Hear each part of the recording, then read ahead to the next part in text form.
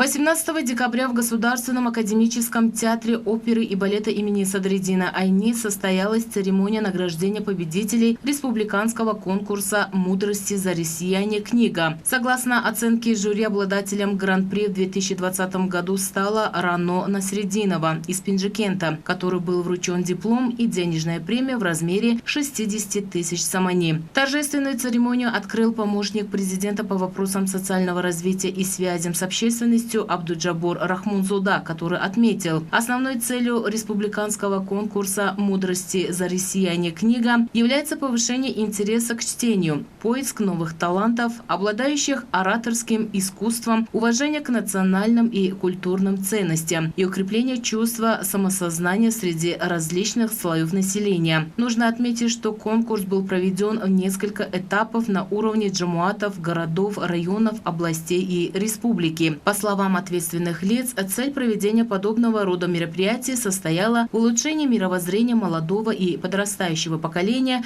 к чтению книг, а также к уважению и почитанию духовности и культуры страны.